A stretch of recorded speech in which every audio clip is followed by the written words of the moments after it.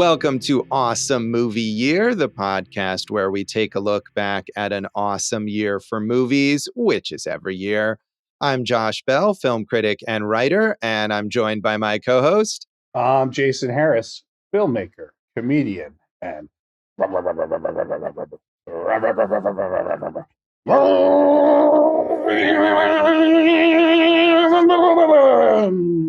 All right, Jason's done riding his motorcycle into the episode and did a cool wheelie there, I think, and we're ready to go. Josh, has this season jumped the shark from going from impressions to Michael Winslow-esque sound effects? Yeah, that's all it's going to be. It's just Jason's doing... I mean, there's not really anybody to do an impression of in this episode, which I think is one of this movie's faults that we'll get into. So doing an impression of a motorcycle is probably the best move. Otherwise, it would have just been narration. You know? Yeah, right. So Here I am doing the podcast. Look at Josh. He's a cool dude. There's Dave. He crapped his pants this morning.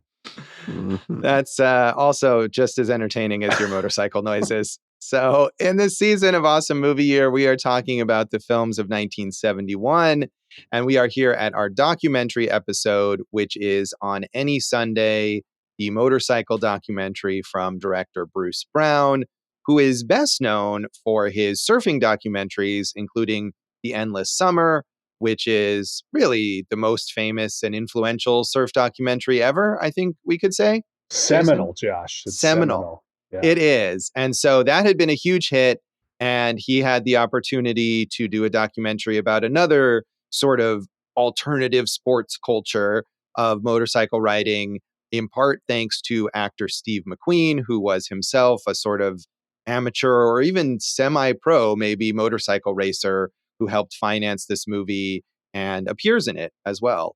In some Steve of the racing McQueen scenes. Was a very good rider. He finished, 8th, 10th, as they say. He was like in that top echelon, and he was just doing this with, he did take 4 years off from movies to just go race. So that was pretty cool. But, yeah, I mean, he was both a motorcycle racer and a car racer, which he was also very successful at. Right. Like the movie Le Mans, which he stars in. So. He does. Have you seen that movie, Jason? No, it's on my watch list, though. Yeah.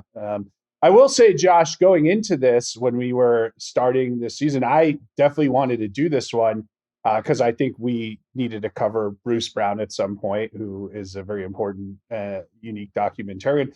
But also, when I read the synopsis of this film, it was follows Steve McQueen as he, revs up for a season of racing. So I thought it was going to be a full follow doc on Steve McQueen trying to make it as a racer, which it really isn't. And I understand why you marketed it that way, because it made me want to watch it.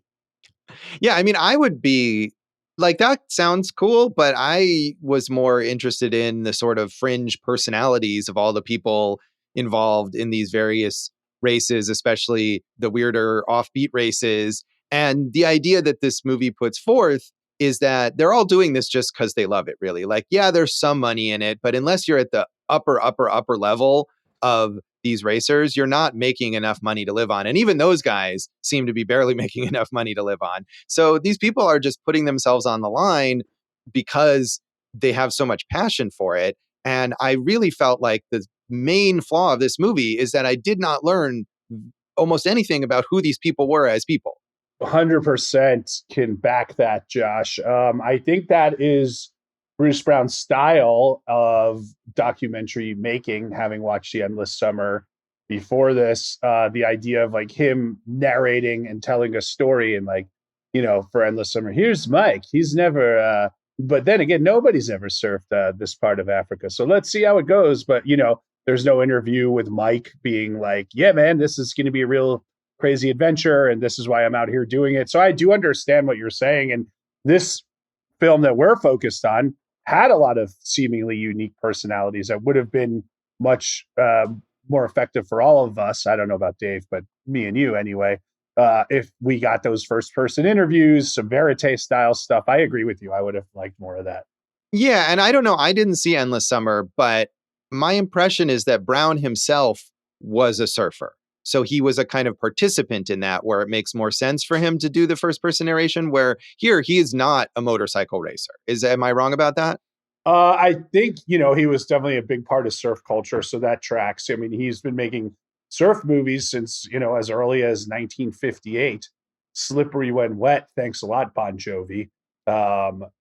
So I that didn't bother me that he wasn't part of it. I didn't even mind like the stuff where he was educating us, but I definitely wanted, like, there's some crazy personalities in here we would have been fun to focus on. Right. Well, what I'm saying is not that it bothers me that he's not a part of the motorcycle, like he's not a participant, but I guess I was just thinking that if he is a participant in the surfing in that other movie, then He's his not. first person perspective makes more sense. But okay, so I'm He's wrong not. about that. It's a docu follow of, two guys going around the world with little interstitials of like, hey, now let's go check what's going on in Hawaii, which would be akin in this film to like, there's a spot out in Utah where everyone tries to climb Widow's Peak. It hasn't been done for so he does go on like those kind of weird excursions, which I agree were really more fun in this film than some of the other things. But yeah, no, it's the form that you saw is the same form that he uses in Endless Summer, I'd say. Okay. Well, I'd probably find that one frustrating as well. But this movie was a hit with both audiences and critics. After The Endless Summer had been sort of a surprise box office hit, this grossed $1.2 million on its budget of $313,000. It was nominated for an Oscar for Best Documentary Feature, and critics were pretty positive about it. Roger Ebert said, Bruce Brown's movies are charming, infectious, clean cut, and enthusiastic. That is why they are so much fun to see. They come from a world of innocence and simple physical pleasures. On Any Sunday does for motorcycle racing what The Endless Summer did for surfing, and it's enjoyable in exactly the same way. You and I know that professional motorcycle racers must be a daring, violent, and occasionally dangerous lot, but Brown sees them as basically having fun. Despite the work that went into his film, and despite the desperately difficult experiences that professional motorcycle racers endure, he somehow makes the whole thing seem informal, casual, relaxed. Right. So, time and place. So I think when we're talking about The Endless Summer, not just a hit, but really one of the main reasons of the explosion of surf culture, was Right. that documentary getting out there. Quick recommendation on a book, Josh, called Barbarian Days by William Finnegan. Basically, he was a surfer and I won a Pulitzer this book. He was a surfer in Southern California in the 60s before surf culture hit big. He had been surfing in Hawaii. And then after The Endless Summer, which I'm sure had some kind of impetus on it, he was like, yeah, I'm just going to drop out of society and go around the world and surf for 20 to 30 years. Still somehow figure like, oh, I'll be a writer. I'll make a living doing, I'll go surf in war zones and report on the war zones, So the reason I bring that up as far as the one, read the book, but two, that documentary, I think this did the same thing. 1971, motocross wasn't on TV. We didn't have ESPN. So I do understand why he took this form of like, hey, we have to explain what all this is. And it was just a different time. I think sports docs have evolved, but that he had already tracked and caught on with his style.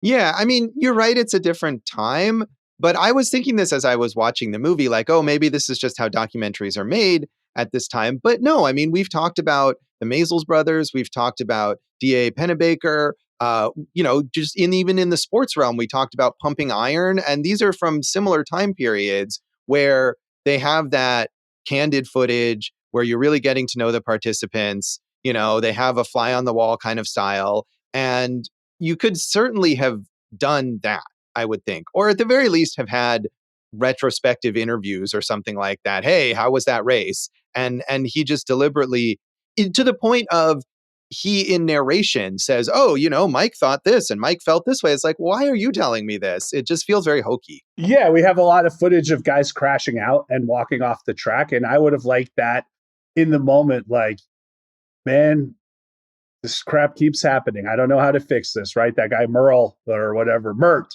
Mert. who was number one at the beginning of the season, and his bikes just kept failing on him. I definitely would have wanted to learn about that. What is the angst? Why is this happening to you? Why was it easier last year? All that stuff would have been really interesting. So I'm on the same page as you. Yeah, and that's some of that is in these reviews here. So Vincent Canby in the New York Times said, on the basis of his new film, Brown stands in way of becoming the unofficial poet of the sports world. He not only records and shares with us the often extraordinary physical sensations experienced by the cyclists, but he also manages to suggest, in the absolutely flat language of the nonverbal participants, that the joy of the sport may also be the mask that hides a curse. By putting his cameras on the cycles, Brown achieves audience participation effects with speed that amount to marvelous delirium. There is, I suspect, no other way by which to communicate the sense of the intoxication that is the real goal of the cyclists, and that can only be realized through the intensification of all the perceptions. I definitely thought that was a strength, showing those POVs of the racing. And Endless Summer, he's got like a cam that has the POV of the surfers, kind of like the surfer's eyes, as if they were looking at the surfer's feet while he was, doing different footwork on the board. So Brown is definitely an expert of putting you in the moment. I really did like that stuff.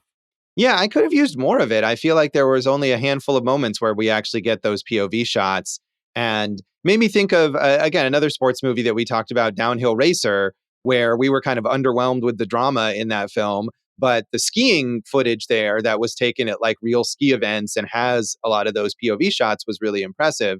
So I know technology wise, I'm sure that was really difficult. You can't like slap a GoPro on somebody in 1971, but I would have liked to see even more of that. I feel like that conveyed the excitement better than the sort of wider shots.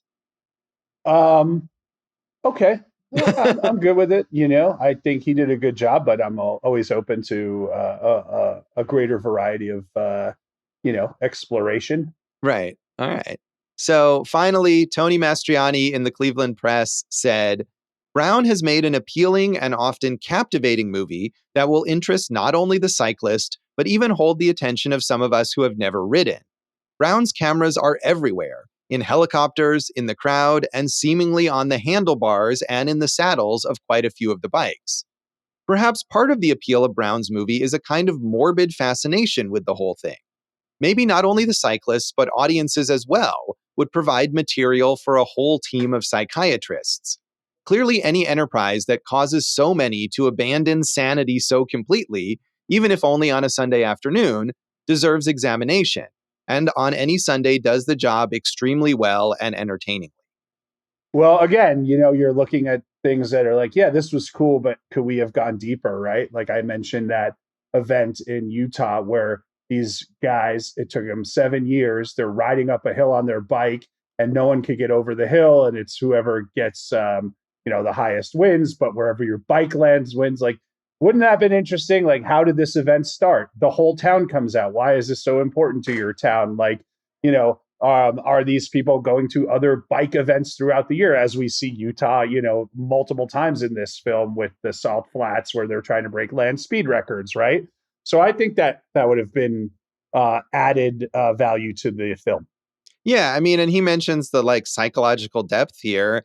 And other than Bruce Brown's kind of speculation, and he doesn't really get deeply into the psychology of any of these people, we don't really learn that. You see at the beginning, Mert, right? He has to leave behind his like wife and kid to go travel around the country for most of the year to go to all these races. Like, how does that take a toll on him? What do they think about, the way that he's risking his life? I think there's one scene where someone gets injured and you do see the like spouse or girlfriend or something in the crowd and her reaction. But I mean, a lot of that stuff that I guess maybe that's what would be in a modern documentary. And maybe that wasn't what was interesting to him, but I could have used a little bit of that to understand these people better. Well, I was thinking about that too, because, you and I are constantly arguing about the evolution of the form of the documentary at this point in time. These are the conversations we have, audience. But right, when did it become more of those follow doc things, and when did it or this is a real follow doc but with narration. When did we get more of that first person narrative stuff? Which I think, like you mentioned, Pumping Iron. That's obviously one of the major strengths of it is you're seeing Schwarzenegger and Ferrigno up close. And I'm sure there were ones before that too. It's just, this is Brown's form. Right. Yeah. I mean, and you saw Endless Summer and I didn't. So obviously this is kind of his approach that he takes, and that's the way he makes these films. But you're right. I mean, if this was made now, it would be like a 10 episode series and they would really play. I mean, I feel like Netflix has a lot of those, like about Formula One drivers and stuff like that. And they would play up those personalities. And I'd probably be annoyed by that, how it was manufacturing drama or whatever. I mean, on the other hand, talking about surf movies, 100 Foot Waves is one of my favorite shows of this decade. I think it's amazing. All 3 seasons were great and they ended at a good spot, but I would be happy if they kept doing it every year, which is interesting because that's Chris Smith, who did American Movie, which we all loved. Yeah. Who also did the Vince McMahon 6-part thing, which I thought was a huge failure. So, how do you weigh these out? Right. And I'm sure Bruce Brown is a big influence on anybody who makes those sports documentaries now, even if they're not working in the same exact style. Do you think that of Tony Mastriani, the critic, knew Italian film critic Vincenzo Casaretti? What's the matter, you? I'm glad that this guy has become a recurring character now on the show. I give you a fresh one in your face. Get his opinion on every movie, which I'm pretty sure will be the exact same opinion. But thanks for contributing that. That's why he's so well known. It's like his 2 thumbs up. Uh-huh. So Jason, you had not seen this, or I mean, I know you love these kind of sports documentaries, but this was your first experience with Endless Summer too, right? Yeah, it was. I mean, obviously I know Bruce Brown, but I hadn't gotten to him, nor the work of his son, Dana Brown, who really carries on a lot of his legacy. But glad to have watched. Probably liked it a little more than you, and I would watch more Bruce Brown to see where it goes. And I'd also like to watch some of Endless Summer 2 or any of these on any Sunday sequels, just to see how they've kind of manipulated or changed the form. Yeah, I had not seen this, and I am not a sports guy, as we have said multiple times whenever we've done sports related movies. So I wasn't necessarily super eager to get to this, but I have seen plenty. We keep mentioning Pumping Iron, which I really enjoyed. And I feel like even if the sport itself is not inherently interesting to me, there are plenty of documentaries that find something fascinating that I can get engaged with. And I did not feel that way about this movie at all. So I probably will not explore Bruce Brown's work any further. Dave, had you seen this before?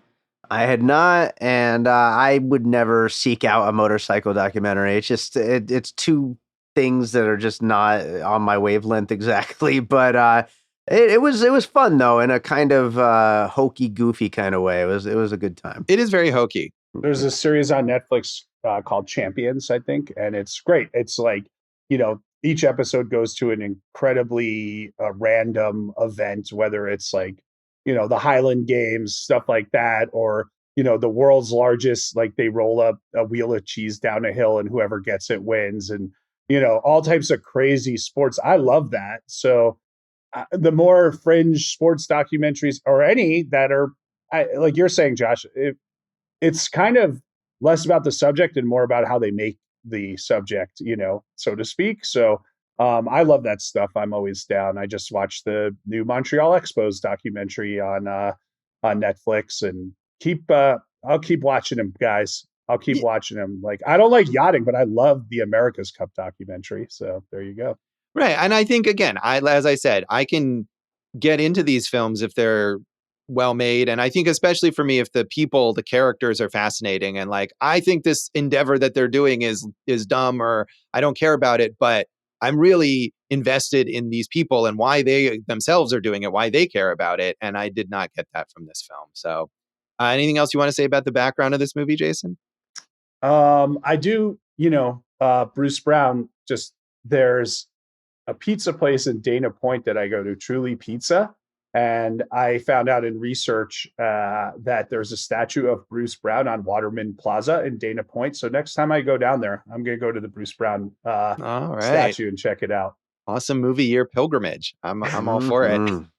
Hey, Josh, I have a question for you, because the documentary that won Best Doc this year was the Hellstrom Chronicle. which sounds absolutely insane. Have you ever seen that? No, I'm not familiar with that one. Is it about Satanists or something? No, that would be cool too. But how do I best let's see. It combines elements of documentary, horror, and apocalyptic prophecy to present a satirical depiction of the struggle for survival between humans and insects. Oh, you know what? I read about this when we were putting together our plan for this season. And even though it did win that Oscar, like the more I read about it, the more I determined it doesn't seem like it's really a documentary. It seems like it's all completely fake. So I don't know, but it does sound interesting. I think we went with this one probably because of your enthusiasm for it and, Bruce Brown's major place in documentary filmmaking. But that does sound like an intriguing film to check out. Yeah, I mean, we've already done one documentary where they staged animal stuff, the Wild Desert from True, the Disney one. Yeah. So it just sounded like so absolutely out there that I feel like Dave would watch it after a Ken Russell movie. So I would watch it. Be cool. Yeah, and I don't know if it was widely available either, but I do remember now, like looking into it when we were figuring out the season. So maybe I'll look into that further when we get to the epilogue. We'll see. But for now, we'll come back and talk more of our general thoughts about On Any Sunday.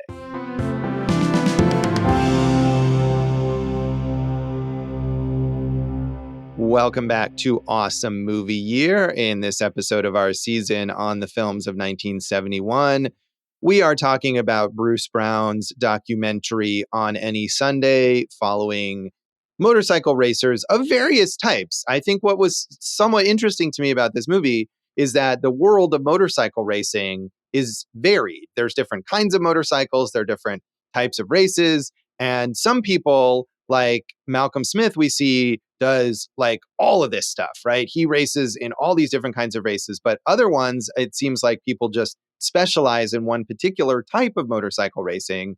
So that was something that I was not familiar with. And I just figured, oh, it's going to be like NASCAR or whatever, and they're going to drive around in circles, which is really boring. And there's some of that, but there's also other types of stuff too, which was kind of cool. Right. Just like car racing, all the different things you could get into beyond NASCAR, right? So, right. But a funny car, all this stuff. But Malcolm Smith's a good takeoff point because you could have done the whole documentary about him because of all the different kind of racing that he's in. And it seems like he's lovable and really kind of humble. And it would have been interesting to follow him throughout the course of this. You know, we see him do things like the International 6-Day Trial, which is a crazy endurance race in Spain where I think you have to ride 200 miles a day. And then after you're done with it, if you make the time, they give you another challenge every single day. And you have to do all these things to win a gold medal, which he's won at least 3 of. He tried that thing that I talked about, the ride up the hill in Utah, which he had never done before and still placed in like the upper echelon. The Baja 100, which I think we see aspects of in the movie F1 from this past year, Josh. But right. I mean, in a way, like, I wonder if Brad Pitt's character in F1, even though he's a car racer, is sort of inspired by Malcolm Smith, because part of his whole deal is that he just goes to any race because he just loves racing. And it doesn't matter what kind of race it is. He'll do a desert race. He'll do a little, county fair race, whatever. He just wants to race. And that almost seems like what Malcolm Smith is about as well. I think that would be cool because when it's the Baja 1000 and the Baja 500.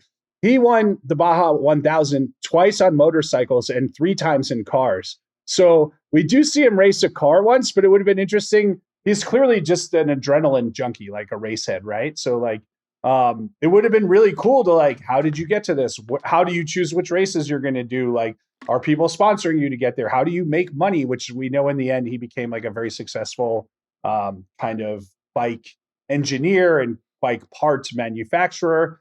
But yeah, I agree with you. I liked all that fringe stuff a lot. I really loved when they did the like crazy snow race in Quebec, where like the tires have spikes on them. And if you crash, you have to run away. So a murder spike tire from Mad Max doesn't kill you, I would have loved to have seen more deep dives into the weird and the wild.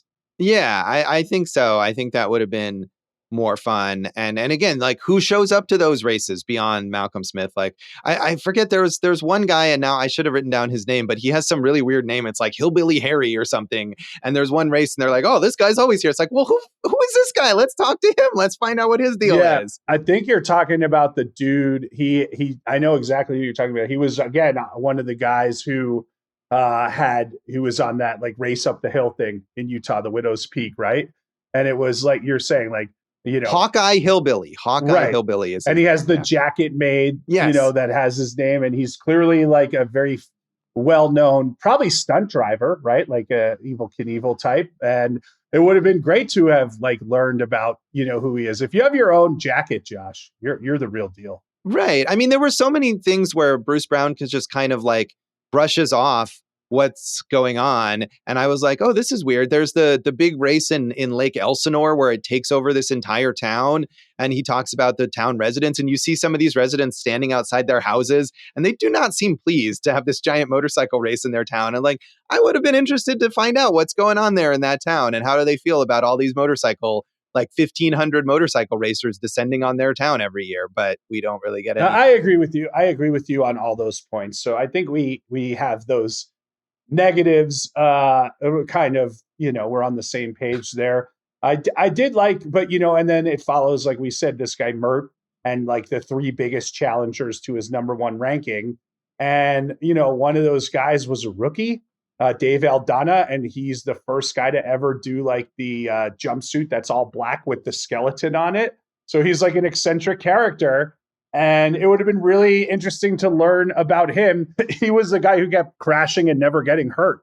And so, like, is that a thing of youth, youth, luck, and attitude? Like, there's the one dude who broke his leg and came back to try to win first place. Like, all those first person interviews would have been really unique, I think, because that guy had been number 2, but had never been number 1. So there's a lot on the line there, Josh.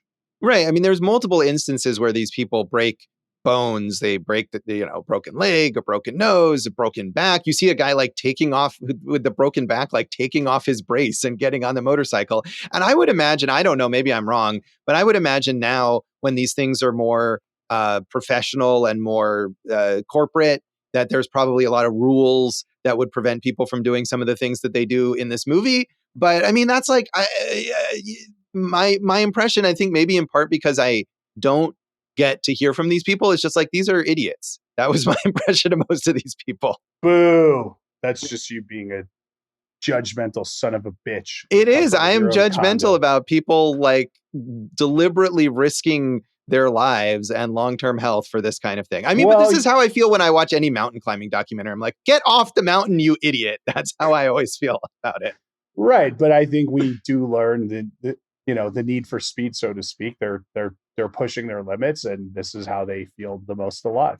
Well, yeah, theoretically we do learn that, but I don't know that we learn it all that well. I mean, there's a couple of moments where we actually hear from these guys. I think it's Malcolm Smith who has a couple interviews that are taken from Wide World of Sports, and you see some sportscaster talking to him, but it's very like, oh, how was the race? It was cool. And I think Steve McQueen at one point says something, but otherwise, there isn't any of that. And I wonder if Steve McQueen presumably did not, he just loves racing. So maybe his movie star ego wasn't about like, I want to talk more in the movie, but I did wonder about that a little. No, I mean, the reason the movie got made is because his production company helped finance it. Right. Right. So I think it comes from his love of this and everything. But yeah, to me, that's what I wanted. I was like, okay, this is the biggest movie star in the world, or was it, and now he's like, hey, I'm going to take this time off because I want to be a world champion racer. That's so interesting right there. You do see him like on these kind of cool rides with Mert and some of the other guys. And it's like, is he funding all this stuff? Is he, he's obviously friends with these guys on a different level. Like they don't see him as just, superstar Steve McQueen, right? And so I think that would have been really cool to see. And then also, like, he, of all these racers, has the resources to, kind of do whatever he wants, get whatever bike he wants. So I would have liked to have known what his preparation, does he have a team? Is this before there were teams? All those things. That's the movie I thought we were going to see.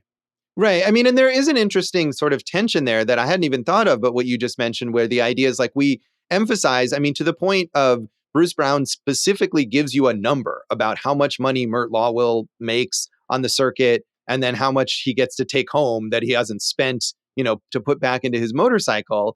And, that's enough for him to get by as a, husband and father or whatever. But Steve McQueen doesn't need that.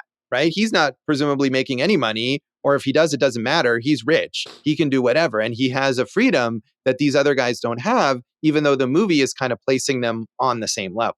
So that's maybe an amount of kind of class commentary that this movie isn't equipped to deal with or isn't going to direct at its financier and benefactor. But it's another level, I think, that we just don't get.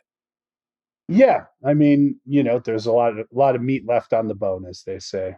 Right. I mean, there was at least one moment where Steve McQueen is racing and Bruce Brown says something like, "Oh, quickly, everyone realizes that he's just a super dedicated racer and he's really good." And it's like, all right, come on. We're just like, kissing up to Steve McQueen. I mean, he was really good though. So I know, but yeah, that was, for the most part, it's pretty down to earth about Steve McQueen being involved. Did you like his alias that he would check in at? Harvey Mushman. I guess he did that a lot with various things. It's like at the top of his Wikipedia page as his Harvey alias. Mushman. There you go. Good stuff. But of course, as the movie also notes, it doesn't really make much of a difference because people figure out who he is pretty quickly. Yeah, I mean, he's a very recognizable star, even with the helmet on or whatever. So, yeah, I don't know. Were there any other highlights or anything else that stood out to you, Jason? Like you were talking about the camera work and the stuff that he was doing. I think this was the first helmet cam that was on film, which is pretty cool. I picked up this little tidbit. The budget didn't allow the expense of high-speed cameras, so Brown improvised by using 24-volt batteries and 12-volt film cameras to make a makeshift high-speed camera. I would have never known how to do that. That's pretty cool. Yeah, I mean, this is clearly a technical achievement. And I had to kind of remind myself because we're so used to so much of these things being taken for granted if you watch a modern one. And, there's some footage here where it's like, oh, this is cool, but it did get monotonous to me. And maybe that's just my lack of interest in motorcycle racing. But the kind of thing where it's like, oh, they're just driving around in circles, or here they are just driving from one, end of the thing to another. It was less exciting to me. So that was maybe why the POV shots I thought were more exciting, and I wished that there were more of those. And, again, going back to Downhill Racer, where in that movie, which is a narrative film, when the drama bored me, it's like, oh, we get some skiing stuff now where we get to see these, the POV of these skiers, and it's exciting. I kind of felt that way here too. Hey, that's all fair, buddy. Yeah. I did also know this has nothing to do with the quality of the film, but I was just amused by the way that people look so much older in the past. There's that's always, right. Like the beginning where we see Mert walking down a busy street and he's in a suit and tie, and the whole bit where Bruce Brown is like, oh, this is not a banker or whatever. But he's a businessman of another type. It's 29-year-old Mert Lawwill. And I was like, oh, I thought that guy was 50. Yeah. So that's a really terrible Bruce Brown impression, by the way. It's not. He's like laid back SoCal, to the core, like, hey man, here's Mert. You might think he's a businessman, but nope. Right. I mean, well, the point was that he is a businessman and his business is motorcycles. Yeah. All right. Well, I was just doing the impression. Right. Yeah. I mean, I thought that the way he speaks, it really reminded me of like some sort of like educational film that you'd watch in school, like, sanitized to learn about motorcycle racing or whatever. And it's got this kind of jaunty music. And I thought about like things that they make fun of on Mystery Science Theater. Not that this was that bad. Like as some of those ridiculous educational movies. You're pushing it, man. I did not like this movie at all. Yeah. Let's say. So, Dave, I feel like you're going to back me up on this a little. I am actually, yeah, because and I didn't dislike it because it was a fun watch, but at the same time, the music and his delivery made this thing feel like I wasn't sure if it was supposed to be silly or not. Like, does this movie think motorcycle racing is cool? I couldn't really 100% tell. I don't understand. It just seems so lame. I don't know. Like, I mean, I think it does think it's cool, but it's the perspective. It's like a lame guy who thinks that this is cool. Yeah, I guess that's a better way to put it then, because he's one of the premier documentarians and forerunners of surf culture in the world. How much cooler can you be, bro? I mean, I'm just saying the way that it comes off in the movie. I don't disagree with you about that. And I think there are things in the movie, like I said, that I'm like, oh, this is technically impressive. And I realize he's captured some of this stuff for the first time, but it bores the shit out of me. Well, let's rate this thing, Josh. All right. Should we rate it out of 5 motorcycles? Spiked, I was going to say, spiked wheels. That's good. Those are more exciting. Sure. Yeah. I gave it 3. I liked it just fine. I hear all the criticism and I'm fine with it. There are definitely more exciting sports documentaries out there, but I think Bruce Brown is a building block to get to those documentaries. And I'm sure you're right. And I just don't care. I did not I think at first I was with you. I was like, oh, this is kind of fun, whatever, sure. And it's not a long movie. It's like 90 minutes long, but I was grinding through it toward the end. So I'm going to give it 2 spike tires out of 5. I just did not enjoy myself watching this film. So Dave, how do you rate it? I'm going to give it a generous 3 just because I had a good time with it. Also, I wanted to shout out the dog with claws like an eagle. I like that guy. That's on the bike. Yeah. Super dangerous. He just has a little rug. And I mean, for the poor dog, like it's one thing for these guys to consciously decide to risk themselves, but the dog didn't make a decision. The dog can't consent to this. I don't know. I'm not an animal lover, but I was like, hey, this is kind of messed up. Yeah, totally. Dave, I mean, would you have taken your dog on a motorcycle? Not a million years, no. Yeah, dog doesn't even have a little doggy helmet. Come on. Doggy not cool. Helmet. Yeah, I bet those exist. Yeah. Have you ever been on a motorcycle? Maybe. I had a couple friends who were really into motorcycles. And I remember that. Yeah, I never rode the motorcycle, but it's possible I kind of just like sat on it to check it out one time, but it's not something that ever interested me. So have you ridden a motorcycle? Well, my mom always said she would disown me if I ever got a motorcycle, so I wanted to get a motorcycle. No, that's not true. I have been on the back of a motorcycle once or twice with a friend, who was riding it, but it was just really short, just so I could see what it was like. And as far as that goes, as far as what you're talking about, just being on a motorcycle, I've done plenty of photo ops for that stuff. But, right. Yeah, I didn't ride. But no, I'm with you. I mean, when I was in high school, there was in my football team when I was in 7th grade, we had a running back. Her name was Barbara Luce. And she was a superstar, great running back. And, this wasn't as popular as, it is now with kind of mixing sexes in sports. So it was really cool. And she was really good. And her sister was in my class in high school. And Barbara was really talented and smart. And one day, I think she was like 19, they were at a family picnic and her date maybe took her out on a motorcycle ride and she broke her neck and died that day. So I really had no desire to ever go on that. Probably before that, and definitely after that. So yeah, I know. I don't blame you. And my one friend who rode motorcycles for many, many years and maybe still does, I don't talk to him anymore, but he had 2 horrific crashes that have damaged him for life. And like these guys, after the first one, he as soon as possible was back riding his motorcycle. So it's that guy has a lot of problems, but that is one of them. So let's do an interview with him. Special interview. Let's not. Let's come back though and talk about the legacy of On Any Sunday.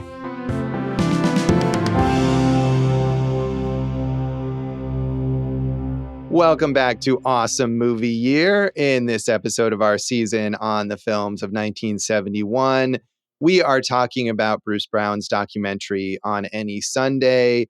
And it's weird to me that, Jason, as you're saying, as we've been talking about, he was this pioneering sports documentary. He'd made all these surf movies, including The Endless Summer, which was a big hit. He got this financing from Steve McQueen to make this film about motorcycle racing. It was also a hit. And there's that one review that says he might be the poet of the sports world. And this was essentially the end of his directing career, aside from The Endless Summer 2, which was 20 years later. I was wondering what he did beyond this. I mean, he's a member of both the Motorcycle and the Surfers Hall of Fame. And, there are other movies that he made, including on Any Sunday 2 in 1981, and one of the earliest skateboard movies called America's Newest Sport. He did some stuff on the Baja Classics. But yeah, I mean, I'm wondering how he was Endless Summer so successful that it just set him up for life? Did he do, what else did he do? Yeah, I don't know. And even like on Any Sunday 2, maybe he's a producer or something, but he has no directing credits other than Endless Summer 2 in the 90s. Which he co-directed with his son, I think. Right. And his son seemed to have kind of taken over. On Any Sunday 2 came out in 1981, so that wasn't his son. But there's multiple later sort of updates in 2000, 2001, and 2014. And those are directed by Dana Brown, who seemed to have kind of taken on the mantle of his father and also worked on surf movies and stuff. But yeah, I think he maybe has some producing credits on those, but I don't know if he even has that. So I'm with you. I'm not sure what he did the rest of his time. He died in 2017, but I mean, that's a long time to have just, I don't know, hung out and surfed, maybe? Well, yeah, but what, like, you know, in the 80s, right, you would get the sponsorships from different whatever skate teams would have different sponsorships. Was he making videos for skaters and surfers that were sponsored? Was he teaching documentary classes? I don't know. It'd be interesting to learn. Yeah, I don't know either, and I didn't find anything about that in, you know, whatever research that we've done here. But I mean, as far as filmmaking goes, this was really it until Endless Summer 2 that he worked on with his son. And I remember when that came out, and I feel like maybe there was a resurgence in surf culture, or maybe a resurgence in interest in the first Endless Summer movie. I didn't see that, but maybe that brought him back into the spotlight a little. I mean, these movies were popular, but they don't necessarily seem like the kind of like a set for life kind of thing. Well, yeah, and I'm wondering, you know, we haven't covered like a Warren Miller movie yet, the documentarian of ski films and everything, and you know, he just would go around the world and tour those movies. Did he just make a lot of homemade kind of cool movies and tour the world with them? I really don't know. Yeah, I don't know either, and we did not find out. But this movie remains popular. Endless Summer certainly remains popular. This is credited with, just like Endless Summer brought surfing to wider recognition, this did the same for various forms of motorcycle racing. And also the idea of BMX biking, which goes to your little impression there from the beginning of the episode, because it's crazy to me that could be a result of this, because it's like a 30-second clip where you see these kids riding bicycles, making motorcycle noises like they're motorcycle racers. And this somehow led to this widespread culture of BMX biking, which is doing these kinds of races, but on bicycles rather than motorcycles. So he's now one of the pioneers of popularizing surfing and BMX racing. He's done his work, Josh. Right. Oh, absolutely. I mean, these movies are very influential, and I wouldn't certainly deny that. Some of the subjects of this film, Mert Lawwill retired from racing fairly soon after this in 1977, but was very successful in design work for motorcycles and bicycles and prosthetic limbs that allow people who've lost their limbs to ride motorcycles and bicycles. So that's cool. Very cool, Mert. And Malcolm Smith had a longer career as a racer, appeared in some other documentaries, eventually also moved into the business side of things, developing racing gear and owning a dealership, died in 2024. So, I mean, I think this is a common, Jason, you're the sports guy, but I feel like this is a common trajectory in every sport, where it's like you have a limited window of when you can actually do the sport, and then you got to transition into like the ancillary role to make money. Yes, but Malcolm Smith was in a lot of other movies, including the Baja 1000 documentary from 2005, Dust to Glory with Mario Andretti and Robbie Gordon, and Naturally Free in Dirt, if you want to see more Malcolm Smith. And that's crazy if that means that he was still racing in 2005. I mean, that's quite a career. You know, we have about the Mint 400 out here, right? Right. Yeah, I should have mentioned that is one of the races featured here. That still happens. And that's a very big Las Vegas event that takes place in the desert outside Las Vegas. I know the Mint 400 mainly because it's the reason that Hunter S. Thompson comes to Las Vegas in Fear and Loathing. And that's what he's been sent to cover by Rolling Stone. And I don't know if he ever goes to the race. Right. I think he does, but that's his ostensible reason for being here. Well, Smith won it twice, so good for him, man. Yeah, I don't know if did he meet Hunter S. Thompson? I would think that would be a natural, Smith is so agreeable. I think he'd just be like, okay, I will go along with you while you go on a 3-day binge. Yeah, maybe that would be a documentary to watch. That would be something. Who knows? But Josh, we got to talk about Steve McQueen, who we haven't gotten to in any of our other episodes yet. Right. Yeah. I mean, I was just looking at him from a racing standpoint. As you said, he took a 4-year period at one point away from acting to just travel around the country, going to motorcycle races. And he was a very serious motorcycle and car racer, competed in big events and did very well. And, could have theoretically had a career at that. And who knows, he died young at age 50, complications from cancer. If he had lived longer, maybe he would have, become a car racing mogul or something. One can imagine that. I think so. I mean, we know Paul Newman and Dave Letterman owned racing teams. So I think that definitely makes sense. Like we said, the biggest movie star in the world, Paul Newman, for about a decade, right? 1A, 1B, I would guess. And legendary, a lot of his movies, Bullet, right? Stuff like that, have these kind of amazing car chases where he probably does a good amount of the stunt work himself. So is Steve McQueen the first real action star of American cinema, Josh? I mean, he might be. I guess it kind of depends on what you qualify as action. Early films. When we talked about Stagecoach way back in 1939, I mean, some of the stuff they were staging there, I think you could qualify as action. You could say John Wayne, yeah, sure. Yeah, but in a modern sense, and kind of what we think of as a modern action movie, you may be right about that. Yeah. Do you want to recommend a Steve McQueen movie? I hadn't thought of any, but I did like The Getaway, which I think I watched when we did our episode on The Wild Bunch because it's a Sam Peckinpah film. Yeah, I'll go with Bullet. Bullet's got that amazing car chase and is a very cool late 60s crime movie. Yeah, that's a fun one as well. So anything else you want to say about the legacy of this film? Josh, one day when we do another Steve McQueen episode, I want to tell you about the movies he turned down. It's a list of Hall of Famers. Yeah, I mean, in some cases, to do races. I would assume, exactly. Right? Yeah. That's so. Fair. Guy was dedicated to his racing, and respect for that, I suppose. So that is on any Sunday, and that is this episode of Awesome Movie Year. You can race us online and on social media. Can you? Well, sure. Why not? I don't know. We're at awesomemovieyear.com, Awesome Movie Year on Facebook and Instagram. I'm Jason Harris Comedy, or Jay Harris Comedy on all the things. And go for Jason on Letterboxd, the #1 Letterboxd account in America. Amazing that you've achieved that. Way to go. You can find some old stuff from me at joshbellhateseverything.com.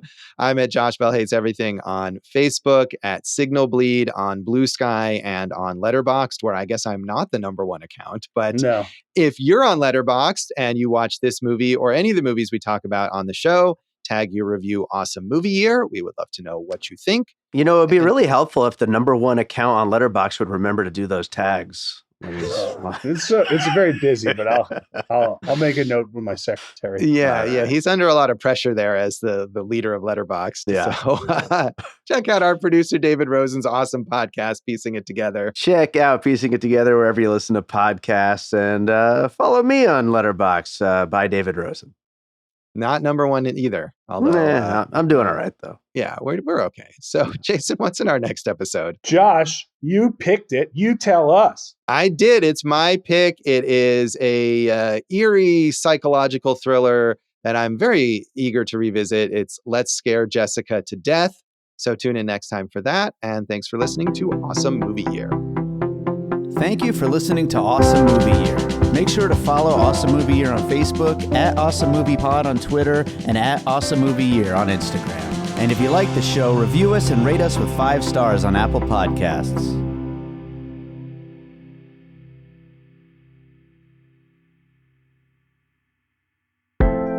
An All Points West production, produced by David Rosen in Las Vegas. We didn't get to ask Dave if he's ridden a motorcycle. Oh, do you want to? Which I'm guessing would be more interesting if Sunny answered.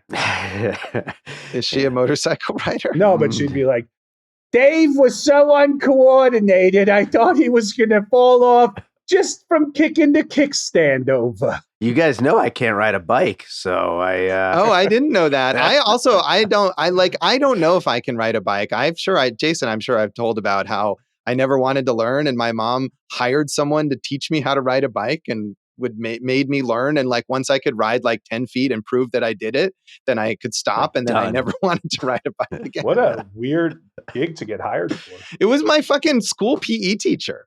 Nice. Anyway,